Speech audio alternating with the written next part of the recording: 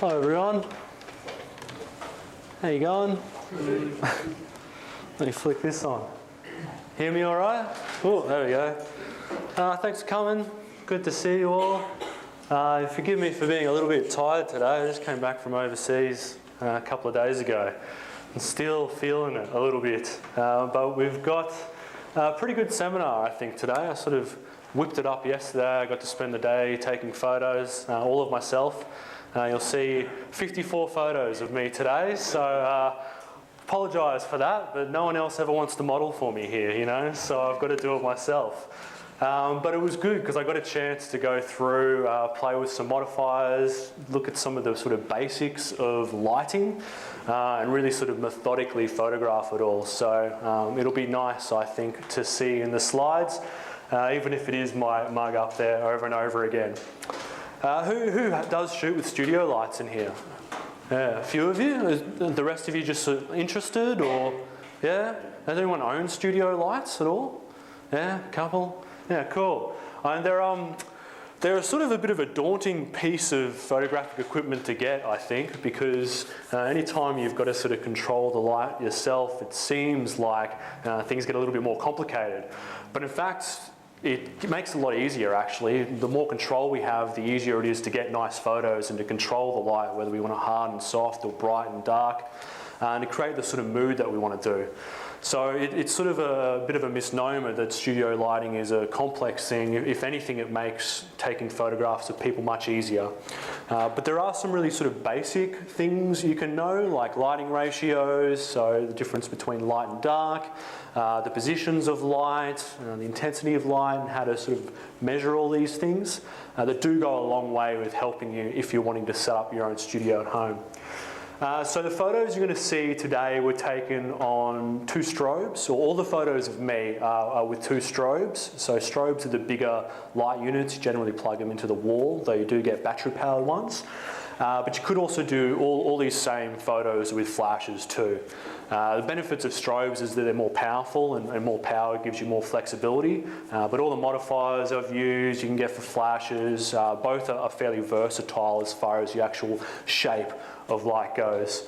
And I'll show you some photos from, we do a studio lighting for portraits workshop here as well, so I have some photos of them too, so it isn't just me over and over again in the slides, which will give you a bit more of a practical example, I suppose, of shooting a model in the studio. But yeah, we'll get started with this. So, I'm just going to go over a bit of terminology first, because I'll be talking through these words today. Some of the words you might find are familiar, but if you ever read up online or you're watching YouTube or something like that, you'll see these terms thrown around too, so it's a good idea just to have a bit of an understanding of what people are talking about. First one there is the shape of light, which I wouldn't say is actually a super common term. I use it all the time. But I use the shape of light, I think of as sort of both the quality and the intensity of light. Those 2 factors make up the shape. When I think of shape, it's, I don't know, a bit abstract, I suppose, but it's really how the light sort of sculpts our subject, whether it's a person or a product, food, whatever. We use light and shadow in order to create like a dimensionality in the image. So to make things look like they're flat or they've got a lot of depth, we do that through lighting. So that's what I'm talking about when I say shape. Now, quality of light is how hard or soft the light is. So generally we say soft light's more flattering for portraits, hard light gives you a more sort of gritty look. But you can use both in portrait photography. It really depends on your subject. I find that most of the photos I took of myself, I prefer the harder light. That's just me. There are some photos in here that definitely aren't flattering and some that are. And it's interesting to see how the position of the light and the quality, whether it's hard or soft, sort of changes that. Now, if you're unsure, some real-world examples of what the quality of light is, if you think of the sun is a very hard light source.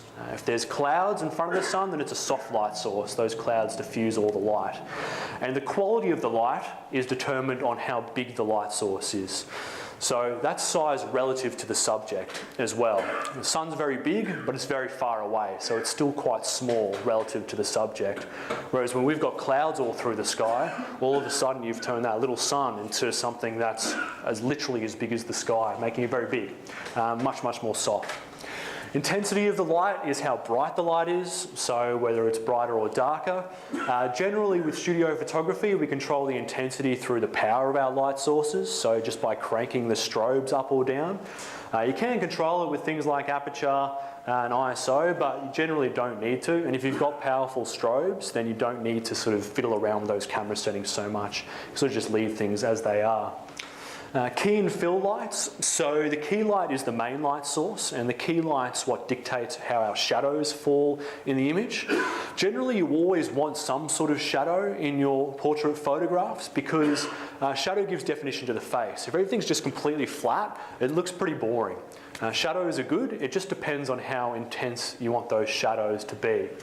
So we change the intensity of the shadows, how dark those shadows are, by using the fill light and pumping more light into them. And we either pump a lot of light into them and make the shadows very subtle, or we can pump a little light into them and make the shadows very dramatic, just depending on which look you're going for. And last thing is the catch lights. So catch lights is that little sort of glimmer in your eye and it makes it look like your model's sort of alive. Generally, you always want a catch light in your portrait photographs, otherwise it sort of looks like you're photographing someone who's dead, which you don't want, right? So it's a little sort of sparkle, and it's when the light hits the eye and bounces straight back into the camera, you get a little specular highlight. Same as if, you just grab I don't know, a spoon or something like that and hold it up on the light, you can see that light bouncing back in. But those specular highlights are good in those little particular instances. So let's have a little bit of a talk about some common lighting setups. And there is a lot of wiggle room between all these two. So there's not really a hard and fast rule as to what split lighting looks like, or butterfly lighting looks like. There's grey areas in between all these terms. And the positions of these lights do change from person to person as well. So depending on the size of their face, like if they've got a bigger nose, or one thing I noticed, I've got a bit of a Neanderthal brow, so my eyebrows really stick out quite far. I've got some bones here. And there are particular lights. It's sort of hard to get the light around that sometimes. And it's not super flattering. Whereas your face would likely be different from mine. So while you can sort of know a general area to put the lights for these setups, it doesn't work for every person. You've always got to fiddle around with things a bit and direct your model to look slightly up, slightly down, left or right, just to give you the right sort of shape that you're going for. But these are the sort of 6 classic ones. We've got split, Rembrandt, loop, butterfly lighting, and broad and short. Broad and short, you can be used in combination with any of these other 4. So, what do they look like? This is split lighting here. Split lighting is basically when you just cut the face in half. So half shadow, half light. Very dramatic sort of look. You probably wouldn't use this photo for a corporate headshot, but it works well if you're photographing a villain for the latest Marvel movie or something like that. And just to show you, so on this left side, I've got a hard light source, which is just a bare bulb, so no modifier whatsoever. These are our modifiers here that we put on front of the lights, and I'll be going through some of them in a bit later. And this on the right-hand side is the soft light source, which I believe was that big softbox on the end there. It's not super obvious the difference in this shot, right? They look pretty similar, but it'll look much, much more different once we start to move the light further around the front. One thing you can notice when you sort of start to look at photos and look at light, you look at how the shadows fall. And the shadow is much more defined on this left-hand side photo than it is on the right-hand one, much softer sort of fall off. So you can use that to start picking out what sort of light source that people used. One of the best things to learn about lighting is, like if you're flicking through magazines, just the paper, or if you're looking through photos on Instagram or something like that, looking at things like how the light's falling off, what shadows are being created, looking at the catch lights in the eyes.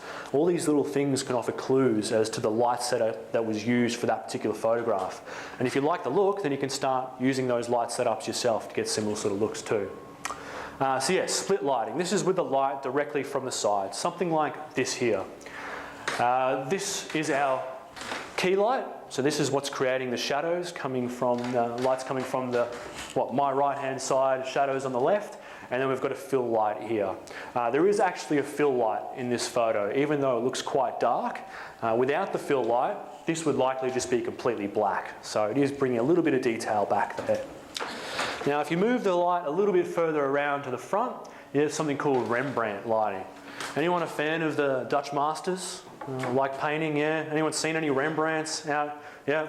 So pretty much every Rembrandt painting, the subject will have a little triangle of light on the shadow side of their face, which is this little triangle right here. And the name comes from Rembrandt the painter. It wasn't a coincidence. It comes from the way that he painted his paintings. And Rembrandt lighting is quite common. It's quite dramatic still, but it's much less dramatic than the split lighting because we're starting to give a bit of a shape to the face again. And you can see here now quite a big difference between the hard light source and the soft light source. On the soft light source, that triangle is very subtle, but it is there.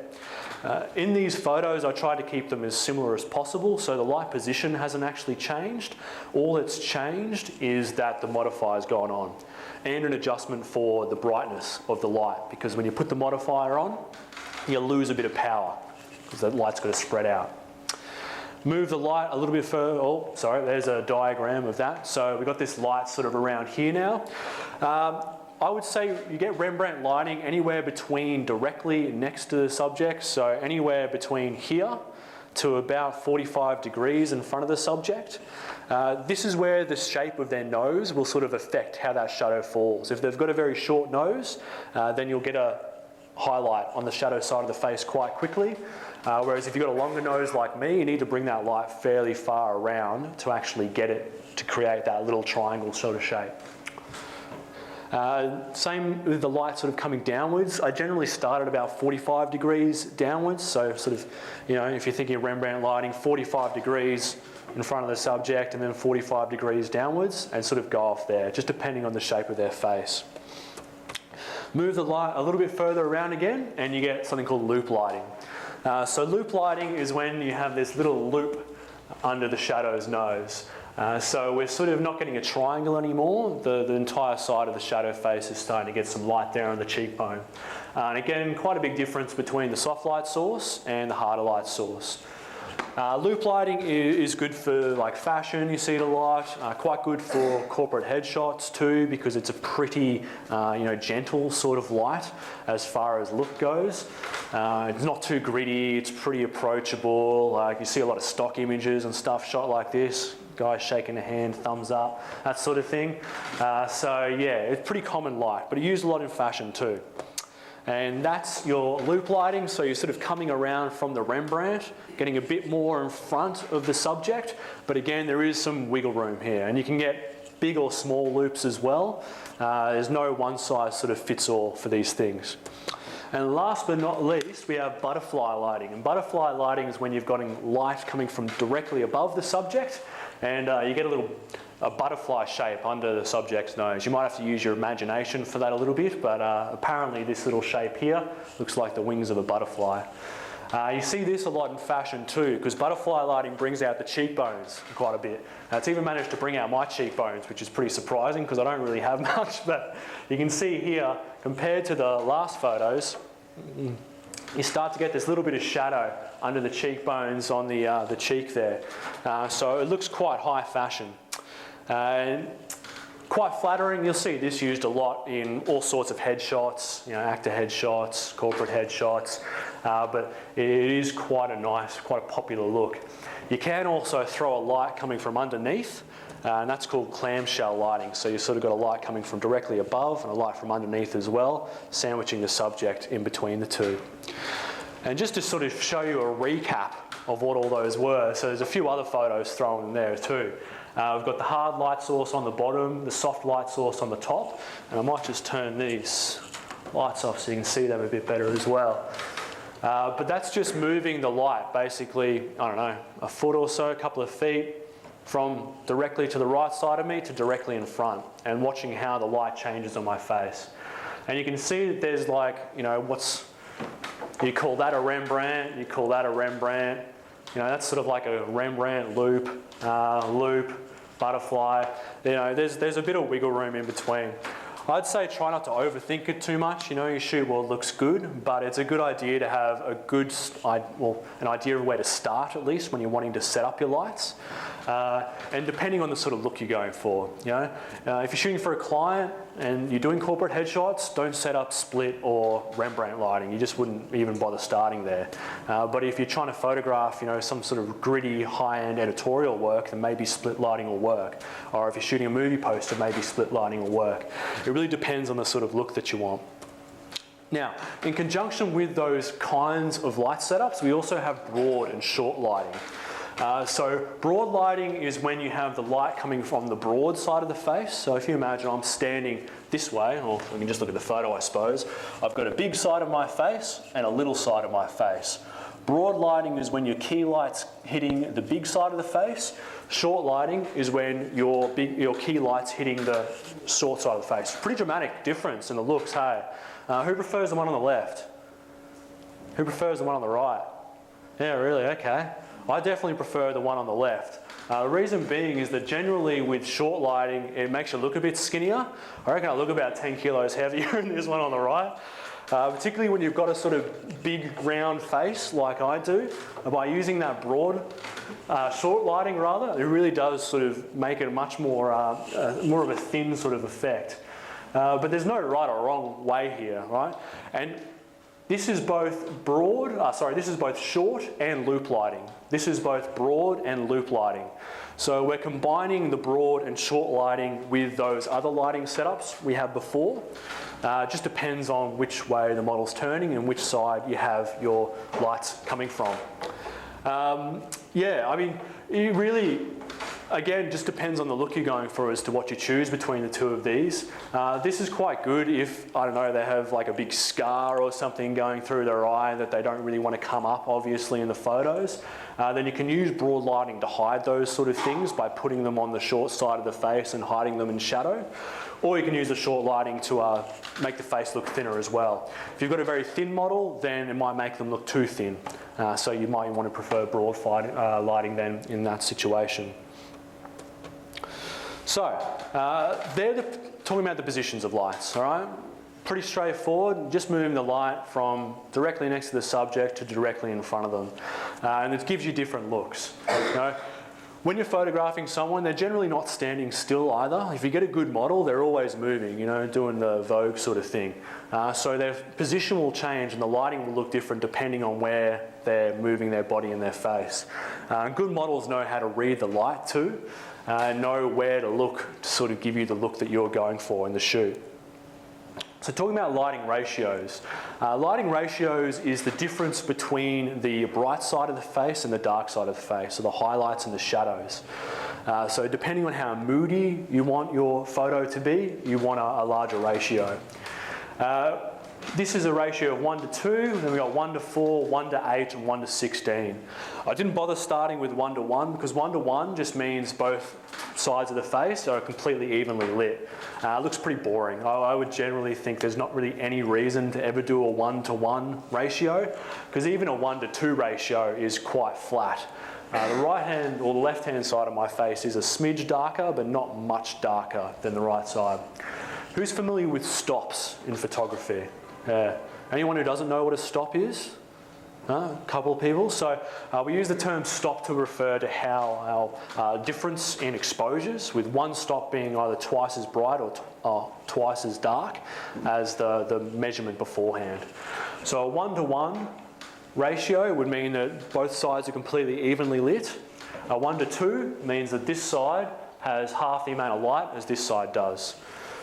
Double that again, so 2 stops, means that this side has a quarter of the amount of light than this side does. Or sorry, I said double before, we should say half, shouldn't I? Half that again, so an eighth on this side compared to that side, and then half again, a 16th, the amount of light on this side than there is to that side. So this here is 4 stops. All right, even though it's a 1 to 16 ratio, it's 4 stops. 1, 2, 3, 4. And that's because you're halving the light or you're doubling the light every time. So it's 2 times 2 times 2 times 2. Does that make sense to people? Be 2 to the power of 4, right? Anyone a mathematician in here? Correct me on that. I'm getting some nods. I'll go with that. Cool. So your lighting ratio as well as the shape dictates how dramatic the portrait is too. If you're doing corporate headshots, then having a 1:2 ratio suits because you want things to be pretty light and approachable. Whereas if you're doing a movie poster, then maybe 1:16 is a better look. You use lighting ratios in conjunction with how the light's falling through those lighting setups we talked about before, the split loop, Rembrandt, etc. It's all part of the same puzzle. So you're sort of adding all these things, like a recipe, adding bits and pieces into to give you that final look. I prefer the 1:16 ratio. Anyone like the 1:2 better? Yeah? 1:16? Yeah? I think because I'm trying to do the tough guy look as well. I've only got so many poses. I'm not a model, I'll be honest with you. So I'm really reaching as to how many different poses I have in this shoot for you. But particularly with the arms crossed, I think the 1:16 ratio gives it a bit more drama, which is nice. So, we've talked a bit about the lighting positions, we've talked a bit about the ratios. Now we're going to talk about modifiers. And modifiers are all those things that you throw in front of your lights in order to give you that different quality of light. And they do slightly change the intensity as well. Who does have those with studio lights? Have you got some modifiers as well? Yeah, a couple, umbrellas, softboxes, yeah. So when you get into studio lighting, it feels like the world of modifiers is infinite. There are so many different modifiers you can get. They give you slightly different looks, slightly different shapes. It's quite overwhelming, really. The good thing is that many of them do a similar, if not same sort of thing. Some are easy to control, some are easier to use, some are better to start with and not start with. So I'll talk you through a few different modifiers and I'll show you some examples of the sort of photos you get. Just keep in mind that rule with the quality of light, that the size of this is changing how hard or soft that light is, right? So this umbrella here, for example, a very big umbrella, quite big. But if I was moving this all the way to the other side of the room, then it'd actually be pretty small. So you've got to keep these things in mind as to where they actually are in position to your model. Because if you've got a big umbrella, but it's a long way away, it's still a small light source. Possibly the same as just the light with nothing on it at all. All right. While we're on the subject of umbrellas, let's have a chat about them. So, if you are looking for your first modifier, one of these is normally the best one to get because they're pretty cheap and they're pretty easy to use too. It's a shoot-through umbrella. You really can't go wrong with it. You throw one of these on your lights and it just instantly makes things look nicer. The problem with these is that they're quite hard to control. So you can imagine I've got light coming from this side, hitting this umbrella, and then spreading out all over the place. And it just goes everywhere. It'll go over your backdrop, over the roof. If you've got red carpet like this, it'll hit that and give you a weird colour cast. So they are very hard to control. So while they give you that, they do make a nice look, you get one look out of them. And it's very hard to sort of do anything differently. You do have another kind of umbrella, which is called a reflective umbrella.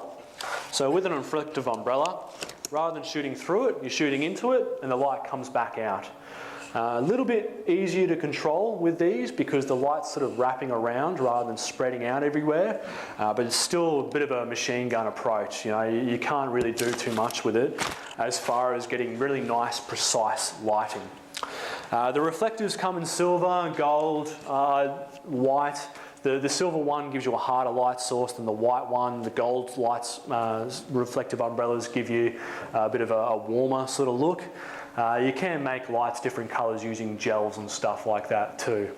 So just to give you an example of this big shoot through, bare bulb on the left, so no modifier on my strobe, and then on the right we've got the shoot through. Much softer, isn't it? Yeah, and you can see this side of my face is much brighter as well because that light's really just spreading out and wrapping over my face. It's actually made that shadow side of the face quite a lot brighter without changing the intensity of the fill light. That's all from the wraparound.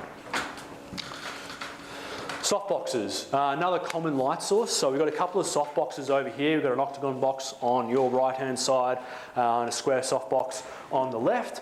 Softboxes are probably one of the most popular modifiers because they do something like what the shoot-through does. They diffuse the light and soften it and give you that nice soft look, but they're a little bit easier to control. Because you're sort of funneling the light by using these sort of big box-like shapes, you can direct the light a little bit better.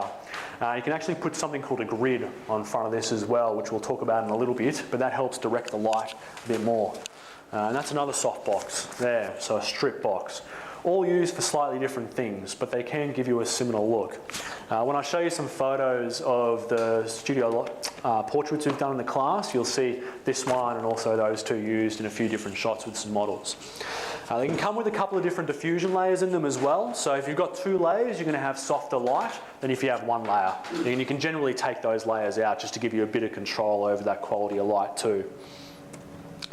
So visual example there, bare bulb on the left-hand side and then the 3-foot octagon on the right-hand side. A little bit harder than the umbrella. You can see I'm getting a bit more shadow on the shadow side of the face there, but it's still a very nice soft look.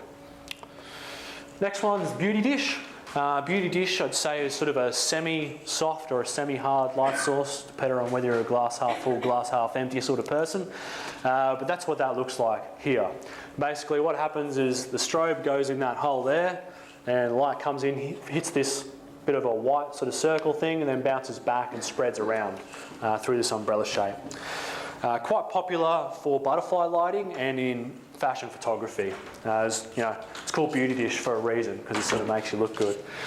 If you look at a photo with the beauty dish, you can see that light's getting a little bit harder, but it is still quite soft compared to the bare bulb.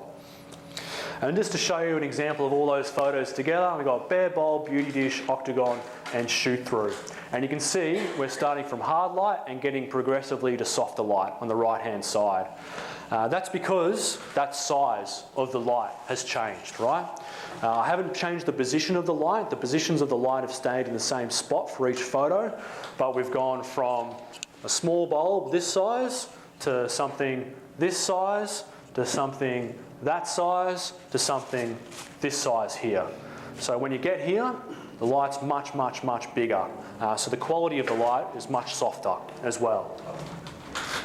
Are there still two lights in these setups? There's still 2 lights in all of them, yeah. The only thing that's changing though is the key light. The fill light in all these shots has that square softbox on it. The hardness of the fill light doesn't matter so much because the fill light's not creating any shadows, it's just filling in those shadows. So it doesn't really change the look anywhere near as dramatically as what the key light does. Grids. Grids are where you start to get a bit more control through your light, and they're quite fun to play around with. So this is what a grid looks like, and if you can't really see it too well, come up and have a look after the talk and see through it. But it's like a honeycomb sort of shape, and you get these to varying degrees. They create a bit of a spotlight effect. The finer that honeycomb, the more direct and narrow that beam will be. It's pretty surprising. I got a 5 degree and a 10 degree here. I tried to take some shots with the 5 degree, but it was actually too hard to get my head in the right spot. All these photos I took by myself, by the way, so I was standing there, setting up the lights, triggering the camera, running back, modelling, moving the lights, running back and forth between these 3 spots. But the beam was so narrow from this 5 degree that it was pretty hard to get my head in the right spot. So the 10 degree was what I actually ended up going with in the photo you're going to see in a second. You can put these over softboxes as well. So this is a big softbox grid for that strip box I held up before. The benefit of that is that you get soft light from the softbox, but you also get more direct light from the grid. I really love using these grids in conjunction with softboxes. I'll show you a photo from the studio lighting class in a bit. It's one of my favourite photos to do, but softbox and grids go a long way to making that happen. A snoot, funny word.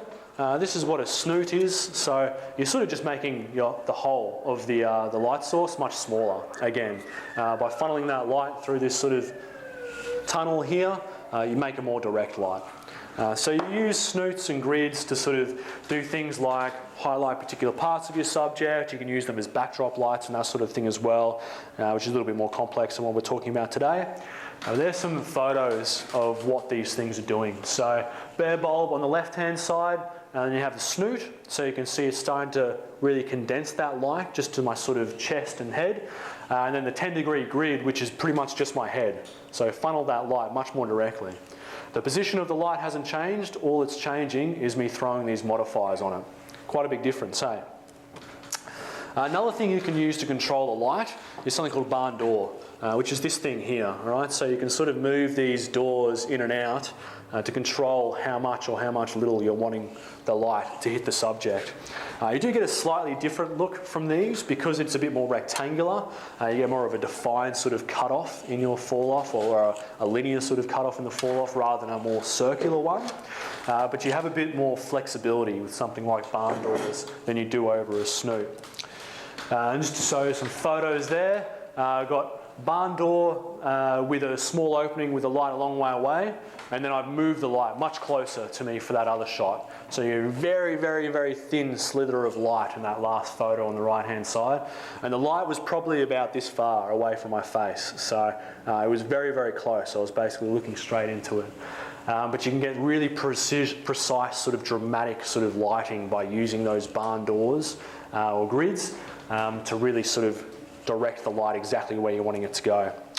Just to show you an example of the difference in the barn door opening. So you've got large opening, a medium to large opening, medium to small opening, and then a small opening. And you can see that shadow is just progressively sort of creeping up my chest depending on how much I've closed the barn doors.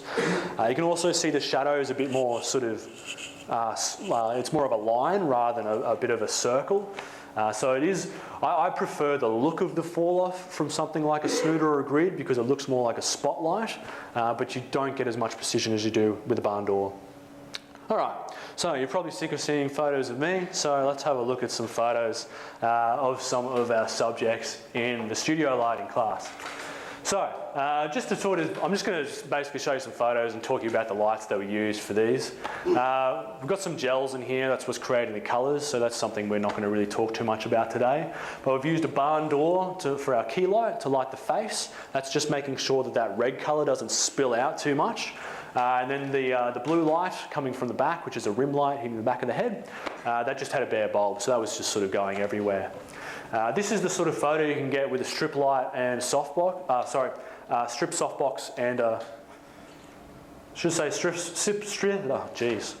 softbox, grid, and a snoot. Too many S's in that sentence there. But that's using the strip softbox and the grid to really make sure that that light doesn't spill out over the background or anything.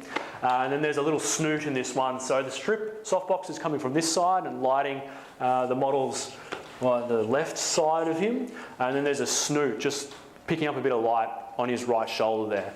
But quite a dramatic look. Hey, I really love that sort of photo. Like, it's just always looks super cool. Super dramatic, super dark and moody. One of my favourite sort of shots to do, and I love the softbox with the grid to do that. And then on the right-hand side, we've just got a pretty stock standard 60-inch umbrella and a softbox. So the umbrella's just pumping a whole heap of light into the scene. Softbox is just filling in the shadows a little bit, but there's just light spilling out everywhere. Quite a nice sort of look though. And I mean, as far as the light goes, you call this is sort of a loop lighting here. I'm not even sure where you define that. It's just a rim light really, which is a light coming from behind, and then another loop lighting shot there. Another few photos, 60-inch umbrella again, just a different position from the model. This here was just bare bulbs done with gels, but using a long shutter speed. So you're using a shutter speed of about 2 seconds, I think. If you've got your camera open for 2 seconds, and you just pop the flash a couple of times, it'll illuminate the model in one position, then illuminate them in another position, and you get this sort of cool ghosting effect, which is quite nice.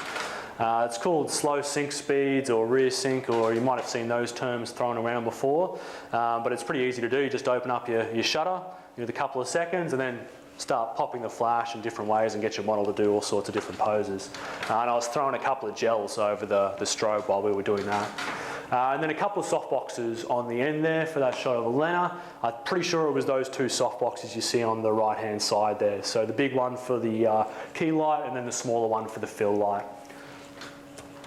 And a few more photos. Another shot of the strip softbox. That was without a snoot, so it's a bit more dramatic, a bit more sort of refined as far as the outline goes there. 60-inch umbrella again with a split lighting in the middle with Morgan the model. And this one here was probably the most complex light out of the ones we've looked at today. We've got a bare bulb that's giving the blue light in the background. We've got a barn door over the green gel, so that's just making sure that that green light's hitting the back of the model but not spilling out into the backdrop. And then a snoot, which is lighting her face coming from the right-hand side there.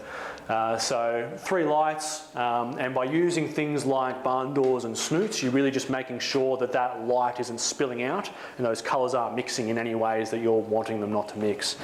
You know, I never really use any more than 4 lights in my setup. Like 4 lights is complicated enough for me, but you get some people who do like, you know, 16 lights portrait shoots, and all the lights will be doing something very slightly different. 4 lights gives you your key light, your fill light, a rim light, and a backdrop light if you want one. So that's more than enough for me to manage. So one more thing I'm going to talk about, just briefly, is catch lights. So catch lights are these little sort of sparkles in the eye, all right? And these are really handy when you're looking at photos to tell what sort of light sources they used. I've got a bare bulb on the left-hand side here, just a really small circular shape. Beauty dish, which is a bigger circle. Octagon softbox, it's a bit more of an octagonal sort of look rather than a circle, and much bigger. And then a strip softbox there, which is a line of light. So when you're looking through magazines, have a look at the catch lights in the model's eyes and use them as a clue as to the lighting modifiers that they've used in those light setups. Depending on how big or small those catch lights are too, will help tell you how hard or soft the light was or how close that light was to the model's face.